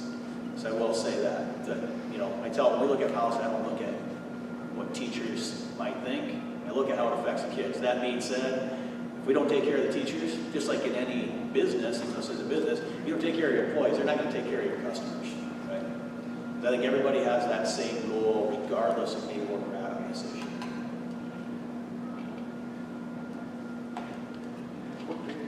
Nate Kleinschmidt. Was there ever any consideration for maybe requiring for older kids in certain circumstances, but not younger kids? If you look at CDC data, they do just recommend it across the board, but the CDC also has reported that COVID is much less likely in children that are under 10 years old. And if you look at some of the American Academy of Pediatrics information, while they recommend masks, they also indicate that in younger children where compliance is less likely, the masks aren't going to be as effective, and the extra burden of the mask may actually outweigh the benefit that you see from a mask in children that age.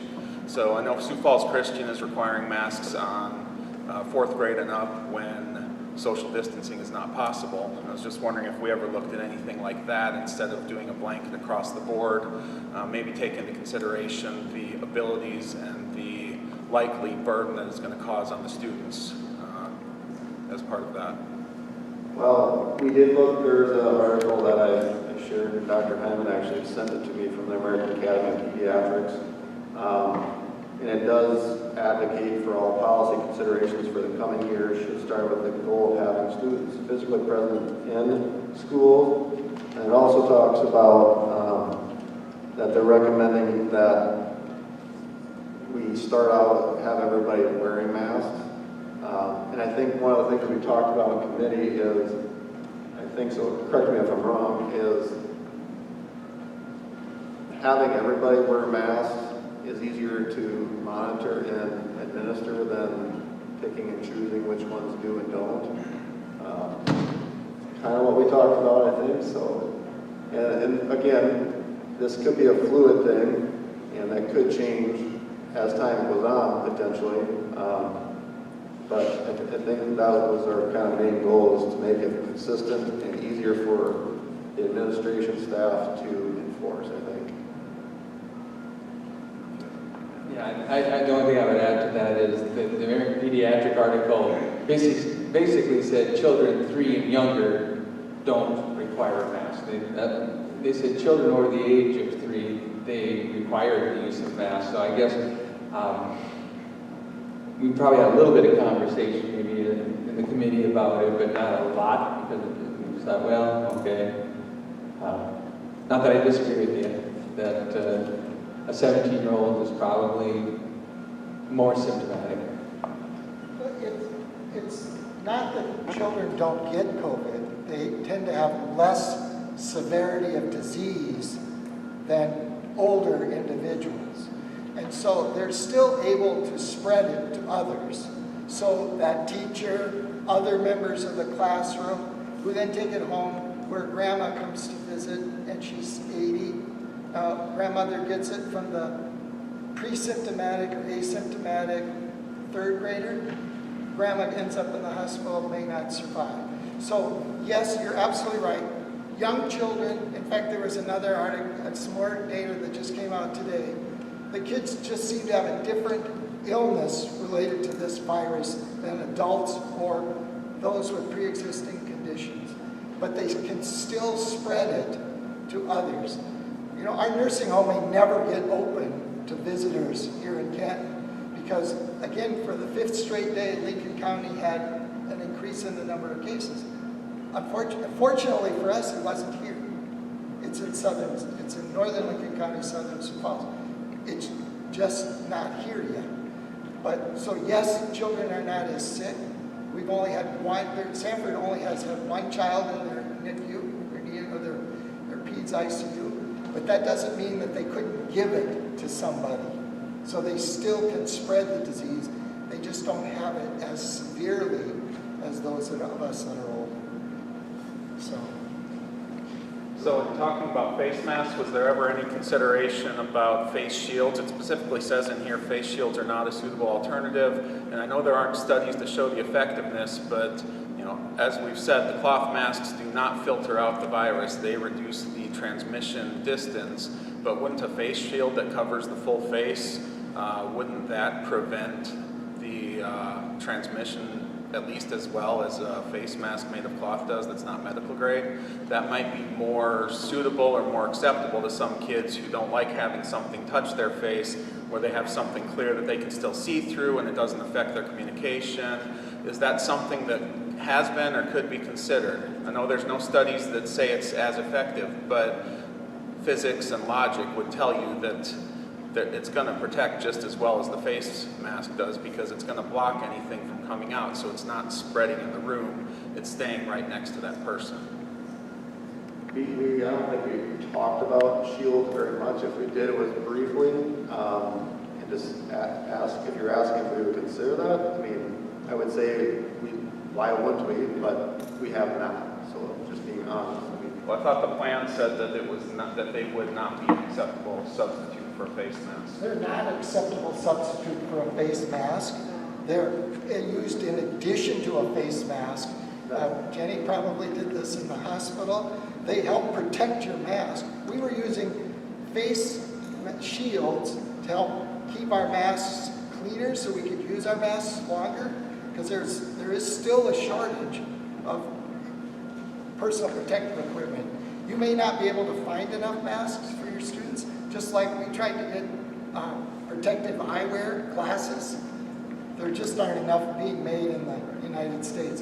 And remember, masks typically, surgical masks are all made in China, to speak of, except the 3M ones that are made in the United States. But so face shields are not an acceptable alternative to a mask. So in a medical setting, I can understand that, but what about in a school setting where you're just trying to reduce the spread and make sure that when kids exhale, they're not exhaling on everybody, it's stopping close to them, it's being filtered? A face mask is more effective than a face shield in stopping the projectile spread of, because if the mask doesn't come completely down about this far, it's not going to stop that spread. So, but what if it does? What if it comes down this far? I don't know that there are studies that show that a face shield equals a mask. I have not seen them. There may be out there, I've not seen them. It's back to the aerosol side of it. The shield helps the projectile, but from the aerosol side, it's not sealed around your face and nose. So there are, and this is the same thing in our industry too, we've got the same issues. There are studies that do exactly what Dr. Reiner was saying. A face shield is not an acceptable replacement for a mask. It's not. Is anybody else on the board interested in what a parent survey would say? Or exceeding to know what it says? Or I guess I personally would be, and I totally understand, because when we did the first survey too, the national conversation on masks was very different. I think that was a big piece. That was a big part of it. Is we went nationally, it wasn't where it is now, and so survey went out. That question wasn't asked because it was more of, can we have school or not? So that's what the survey was centered around. Now, obviously, it shifted drastically. Personally, I'd be curious to know. I guess my opinion on that is we put a team together and we listen to that team. We understand, I think we all know what parents are going to say. And we're concerned about our teachers and making sure we're mitigating. And we need to make some decisions. I mean, if we go out and that was part of the reasons we were having a special meeting, it's the last board meeting, we said we need to get to a decision because parents need to know. And if we send out another survey, it's just going to delay that response. And I don't think we're hurting it again. This is my opinion. If you go forward, we have not voted on this yet, but if we go forward with the recommendation, we understand that there's going to be some flexibility in the policy and how the administration works with each of the buildings. But we need to start with something and reassess it as we go forward. with you, Crystal. I mean, I think we can survey, but like to Todd's point, I think you can find anything you would, depending on what side of the aisle you sit on the internet, to justify where you stand with it, or vice versa. And I would say, willing to bet that maybe 50% of the people think we're doing the right thing, and 50% of the people think we're taking it too far. But I think we need to take a stance at this point and move forward. And just like anything else, things could change. We need to be flexible and fluid, and understand that mistakes will be made, but we'll learn from them and move forward together. We're all in this together. Not just from a school standpoint, from a community standpoint, because if we come back to school, we could see a spike. And is that going to mean everybody's going to be symptomatic and in the hospital? Likely not, but it's still a disease that can affect people in different ways. And I think we've seen that. I mean, I've had an employee that one of her good friends got it and actually died from it. So it does, until it hits, until it affects somebody close to you, it doesn't necessarily seem real. And I know influenza kills people, and this thing is going to be around for probably ever. I would guess that we'll probably get a vaccine, and it'll be one of those things where, just like the flu, we'll get a flu shot, we'll get a COVID shot, I'm assuming. So. Just one more question. Okay. On your return to school criteria number 2, I was just wondering why that does. The criteria here are a little bit more stringent than what the CDC is currently recommending for return to work, return to school, return to anything. CDC recommends at least 10 days have passed since the onset, and we're putting 14 days in here. The CDC has now come out with new guidance that says the temperature has to have been below 100.4 for 24 hours without medication. We're saying 72 hours, and we're using 100 degrees. And then also, it says for 3 days following return to school, the individuals must continue to limit contact and limit potential of dispersal by wearing a mask. I'm wondering where these criteria came from. I'm guessing the 72 hours, that was the CDC guidance up until about a week ago when they came out with the new guidance. The 14 days, that has been 10 days from the CDC for quite a while now. And then the 3 days extra after you return to school, I'm curious where that came from. To me, if the CDC guidance isn't good enough, if the CDC says they should be good enough to come back to school, why are we going to isolate them and make them feel kind of like damaged goods for 3 more days after they come back to school, instead of letting them get back to things? If we think they're still sick and they need to isolate, maybe they should stay home for 3 more days past that if we think that's the right number, but that seems arbitrary. I can talk to the 14-day, that the committee recommended changing that because the way it read was confusing. Because part of it said 14 days, part of it said 10, so we just had it all read 14 days, so it wasn't 10 days for this and 14 days for that. So that's why the committee changed that. As far as the 100, and Dr. Hyman the 100.4 is the medical terminology for a fever. And I know Sanford Health, and I'm assuming as a Vera and Monument Health, are contemplating moving that down to 100 as well. They just have not done that, so we decided to leave it at 100. Knowing that may change with the healthcare systems in the area. And then anybody else? It's also shown that people who are immunocompromised could actually hold on to the virus for 14 days. And so I think it's shown that people that are immunocompromised can actually hold on to the virus for 14 days. So we need to err on the side of caution. We put it out to the 14. It's not intentional to make people feel bad that they're sick, but it's just to help protect. That last bullet point there was in the current version. Thank you for catching that. Prior to us requiring masks, that was when masks were recommended. So that was actually just a point that was left. So I'm correct in that, Terry. Yeah, I think. So they're not going to have a sign that says I had COVID at all. Everybody's going to be wearing a mask, and that's what this is referring to. This is prior to when we recommended, it didn't require in the old policy. So thank you for catching that, because that will be revised. So if we get to a point where masks aren't required, would that be re-implemented then to add that extra 3 days? And is It's there a possible medical we- basis for it being? Because I'm just wondering why we're not trusting the CDC, and is there a Right. different authority we're following? Sorry for interrupting. At that point, I think we can address that for sure. But depending on where the CDC guidelines are in that situation, if we were to not require masks. But I think to kind of forecast that right now would be irresponsible because we just don't know what the CDC guidelines would say at that point. But we're just not matching CDC guidelines now either, though. With the 72 hours and the 14 days, those are not the CDC guidelines as of today. And the committee has chosen to do this because we're making a local decision based on our population too, because we do have that possibility to look at that. And like the CDC does say that there are some individuals that do hold on to the virus for 14 days. And so I think we're just being overly cautious to keep our kids in school. And while kids are away, will they have the opportunity for this virtual learning, the seesaw or whatever? Or how are kids going to stay up with their classes if they're quarantined out for 14 days and not able to go to school at that point? You know, I would say there's going to be a difference. Obviously, the students who are coming to school here, they choose the on-campus instruction, and they get sick, and they're out for 14 days. We would have to communicate, work home with them, just like we do right now for a student who gets mono and is out for 2-3 weeks or whatever else might happen.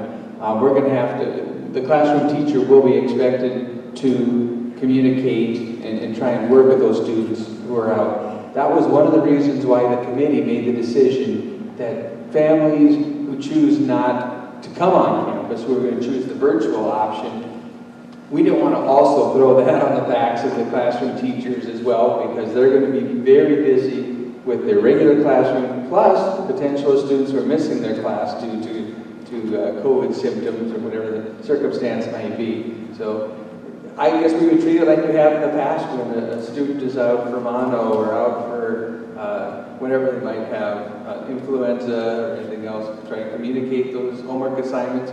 You know, elementary again, the focus would really be math and reading. For high school, it's going to be different because of graduation requirements. They're going to have to make it all up. But I would hope that my teachers would be flexible with what they're extended for makeup, especially if it's a 14-day absence.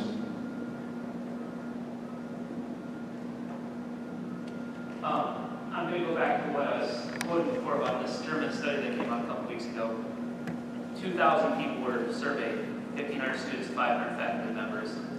12 came back not as asymptomatic. 12 people came back as everybody was tested for antibodies. Only 12 people tested positive out of the whole 2,000. So it really doesn't have anything to do with asymptomatic versus symptomatic people. Only 12 people got it, versus out of the 2,000. So that's like a 0.5%, half a percent.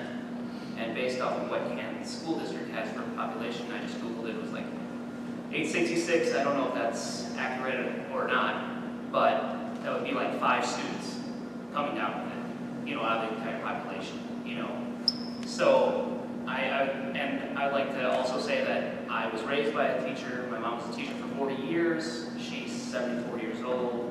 She's survived cancer twice. I know what it's like to have somebody that is definitely in the risk group, But I just feel like a survey would definitely help because I don't think it's 50-50 with mask versus non-mask. I think it's 75-25, and that might be generous. I think it's a lot of parents are not for masks, but I don't know. Germany has had a significantly lower community spread risk than we've had. Most of the European countries went through all of that, and they're significantly lower in their overall exposure. This country still has a very high daily positive rate of COVID-19 patients. So it's hard to compare many of those European countries who are much farther ahead on the curve with this pandemic than we are here in the United States. It's also very difficult to compare small community populations in the country. We don't know what could all of a sudden happen in our small community. I've seen those European studies, and you're right, they're in a different place than we are right now. The other thing I will say is science is not another opinion. Science is the science. And I think I'm just going to caution you to make a policy based on popularity of a process or not. The science has been provided to the board. The board's going to make its decision based on what it feels it believes the science to tell them. I'm not sure that this should be necessarily a popularity-based decision, to be honest with you. Science is what it is. Okay, but then when does this end, is what I'm saying? This will end when we have a vaccine, and this will end when this virus is no longer circulating. So to be real honest with you, this could be the entire school year. Could be the entire school year. So then a little bit more, and we're going to try to make it talk a little bit next steps here. No, I just wanted to touch base on, before I want to touch base on, so like he has a son that has asthma, and there's probably a lot more kids with asthma. So kids are more prone or influenced by the friends. So say you have a class of 20, and 3 of those kids can't wear a mask with asthma. I don't want those kids to wear a mask with asthma. You know, that's obviously a risk for them. So then, obviously, I know teachers are going to be juggling the masks already. I know it may not be, but my hunch is they are. It's going to be tough. I feel bad for teachers. So then, how do we keep those masks on the younger kids that don't want to wear the mask or their friends not wearing a mask? My next point is, have we thought of, like you said, we need to focus on the teachers, and I agree with that. We need to focus on the teachers. We need to keep the teachers in school. As far as the kids, I think you haven't pulled the area or the parents, because I think you already know what that person will come back with, like Mr. Gerber said. And you know, if we're worried about the teachers, then I think we should probably keep the masks on the teachers. But if parents are less for the masks on the students, you know, I have 6 kids, so I think my kids' health is on my mind more than it's on anybody else's mind. So if we have good turnout, is a possibility that we keep the masks on the teachers because we want to keep them safe, and we don't require masks for students. And that's basically, you know, maybe we start school and masks are great, and kids keep them on, they're learning, we don't have bad grades, you know, there's no issues, then great. If there's no health risks, then I say keep them on, it's not hurting anything. But if we do juggle them and it becomes an issue, you know, do we then look back and say, hey, let's just keep masks on the teachers and not make the kids wear masks? Well, I mean, I think we can reassess that, and I think this committee, and I haven't talked with Terry, but I'm guessing this committee will continue to meet because things will change. Again, I think the recommendation from the committee is to start the year off with masks as a reason to mitigate things. And as we move on, the committee will continue to discuss those types of things and listen to folks' concerns and ideas.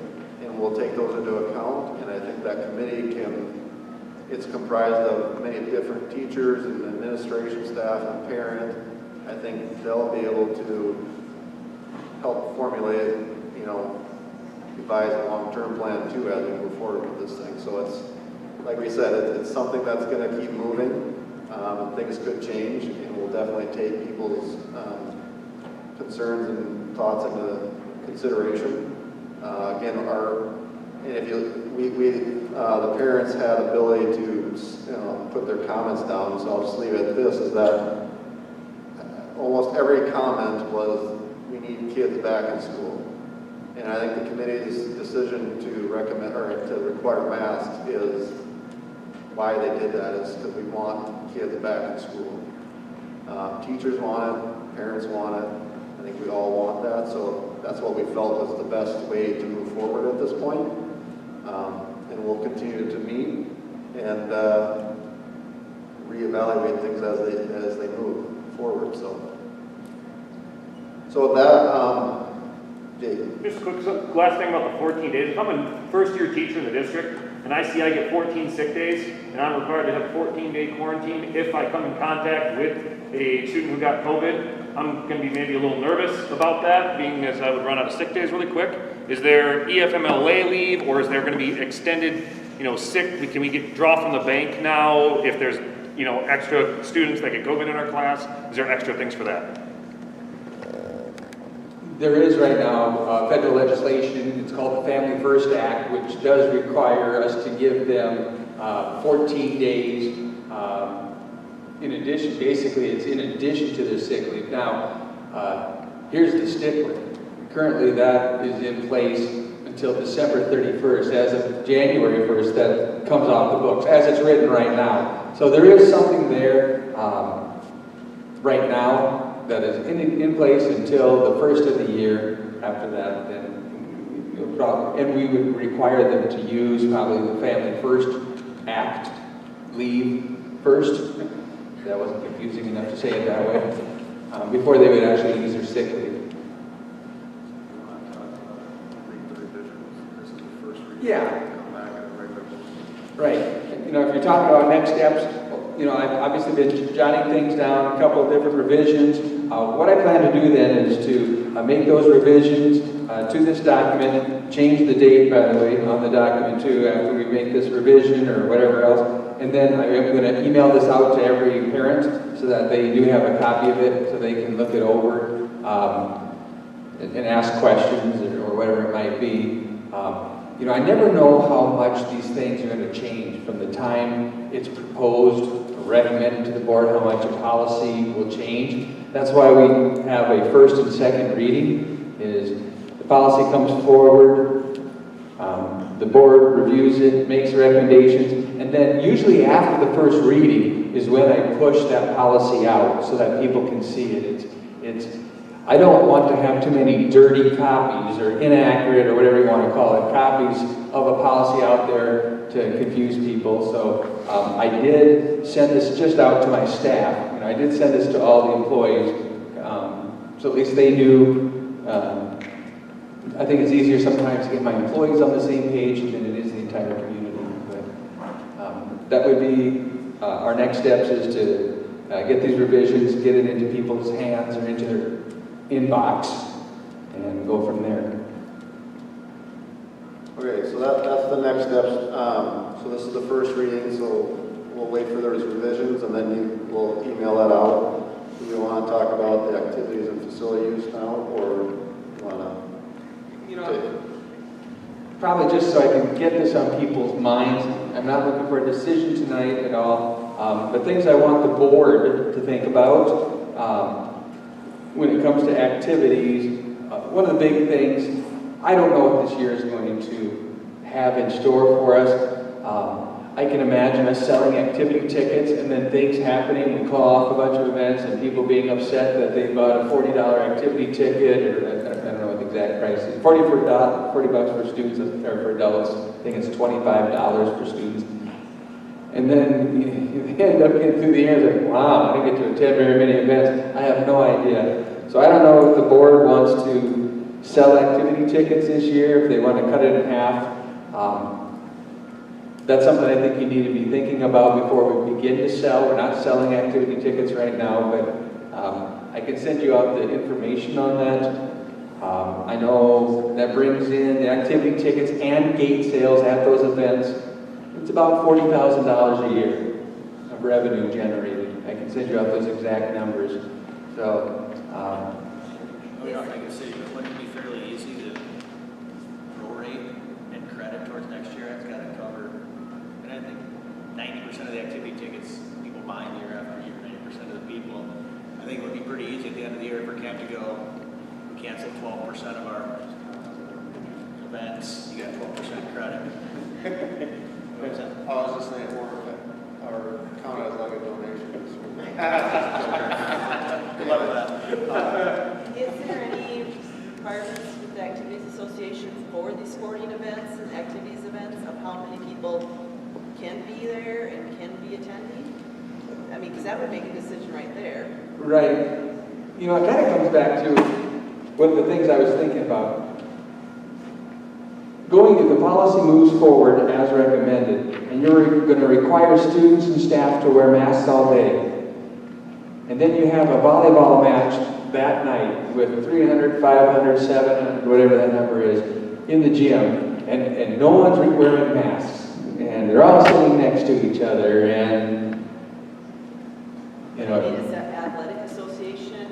The athletic association, they will make that a local decision, Mr. Knudsen, is that correct? That's going to be they put forward some recommendations, but it was kind of like the summer contact. If you don't have this many cases, you go to this stage, and then, you know, that's kind of how it was. But it's going to be a local decision. I know they don't want to dictate what local schools are doing, per se. So we can't make a decision on this and back it up. I mean, we could get a survey on the parents. Are you talking about activity tickets, or what are you talking about? On this. Oh. Return to learn. I just thought of that. We're not able to make it move forward tonight. What does everybody else, I guess, what does everybody else think? I mean, I guess what would be the intent? What would we want to get out of the survey, I guess, is the question. And is that going to change the committee's recommendation and slow the process down? Well, it's a first reading. Right. So we'd essentially come to our next board meeting, correct, as a second reading and approval? It can be changed between first reading and second reading. Yeah. So, I think as far as board policy, this is our first reading, so it's not set in stone, we have not made a motion on this to make it policy. And so, just because we aren't sending out a survey doesn't mean we don't care about what parents think about it. And so, as Mr. Gerber said, he's going to be emailing it out. We encourage you to reach out to us for concerns that you have on this. I don't know that a survey, a yes or no survey that we make up is going to change that. If you have concerns with it, please let us know. We're really willing to work with you, communicate those concerns to our administrators.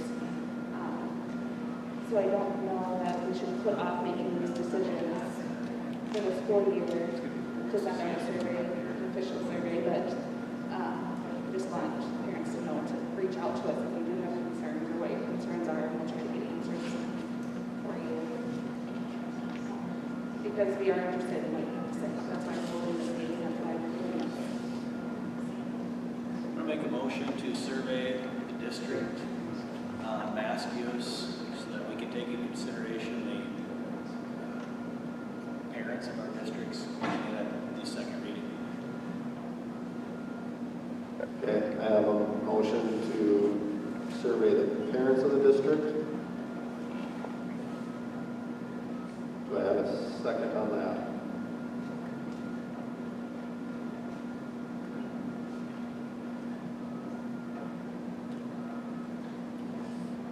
Hearing no second to that, it dies. But I do encourage parents to reach out to us or to administration to provide us with more additional comments if you'd like. Is there a certain person, do we want them to reach out to a certain person, you, Terry, or? I think, yeah, contact me. I will email them so they will have my direct email address then, when I send them the handbook. So if they're looking at it, have questions about the survey, if they... that way you can make notes and stuff, right. bring it to us by our second. I can gather all the comments then. Right, and then we'll Send those to us a couple days prior, or the week prior. Okay. All right. So board will be asked, Terry will send out stuff on the activities stuff as well, so we need to consider that at our next meeting. Is there any other business that would conclude our new business? Okay. One thing I do want to touch on is about shutting down the activities this week. When we had another parent who tested positive, I received some phone calls. We had some panicked people in our community. You know, I really don't know. One of the things I struggle with is the contact tracing. You know, when I asked, well, have you been in contact with the Department of Health, and do they know where you got this? No, my doctor said they'll be calling in 2 or 3 days. Wow. I mean, their indication was they believe they got that after prom. And I question, what's the next 5 days? What are the next 5 days going to bring us? I have no idea. I will admit that I erred on the side of caution. I had some people who thought the 2 words I heard was questioning, you know, why we would have graduation, and even disappointed in the decision that we held graduation. So, I mean, you have feelings all over the spectrum, people's opinions. It's, as they hear, I want to go on record and say, we have no students in this district, to my knowledge, that have tested positive. There are no students in the Canton School District who have tested positive, in my knowledge. I know that I had concerns about what's going to happen after graduation weekend, if we actually are having an outbreak due to some of our activities or not. I don't know. My goal from the get-go has been to have school and try and protect that and have school when possible. I know that the moratorium, basically shutting down facilities, we shut it down a week early. You know, next Monday, the Activities Association would have had to shut down anyway, so I just thought I'm just going to err on the side of caution here and shut them down. It's not because we had a bunch of kids testing positive. We do not, to my knowledge. But it was just making sure that we know what's going on. I guess that was one thing I heard from other schools, is they want to catch it first, or, you know, catch it fast. And maybe knee-jerk reaction could be, but again, I want to make sure we start school on time. Unless the board wants to override, I am saying that I did tell Latchkey, continue on Latchkey, because you were in session before we ever started allowing the activities to happen. That would be a hardship on parents. I also told my elementary teachers who were having their small sections of summer school to continue on with the summer school lessons. So you know, again, it kind of comes back to, are you going to shut down the entire district, or just certain classrooms, certain activities, certain buildings? I think that's kind of I don't want this to be a precedent, but I'm telling you that I will try to keep as much open as long as I can. And I guess that's about all that I have to say about that. You know, if the board would want to open activities up, I guess that's clearly within their right to trump me. I would have no hard feelings, but I feel you made the right decision. Like you said, our goal is to start school on time. And we had a lot of activities with kids together, and it wasn't just the graduating seniors. I mean, it was prom, so there was other kids.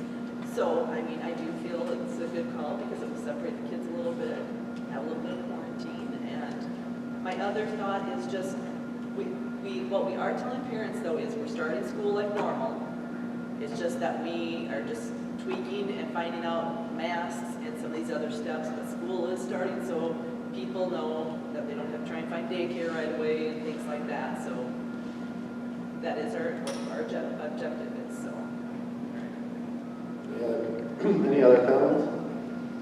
I guess one thing too, I mean, going forward, maybe utilize your team and maybe that committee to look at everything, so it's not just on you making that knee-jerk reaction, or you know, that you called it, but that way you guys can all talk. And because I think communication is going to be key going forward as far as closing things down or not. So just a recommendation. So anybody else from the board have anything else? Otherwise, I'll take a motion to our next scheduled meeting is on Monday, August 11th at 7 p.m. I'm assuming we'll probably have it in here again. With that said, a motion to adjourn. Motion by Tanya. Second by Crystal. Any other discussion? The next meeting is Monday, the 10th of August. That's Sorry. right. 10th. Monday the 10th. Okay, so I have a motion and a second. All those in favor, signify by saying aye. Aye. Opposed, same sign. All right, meeting adjourned.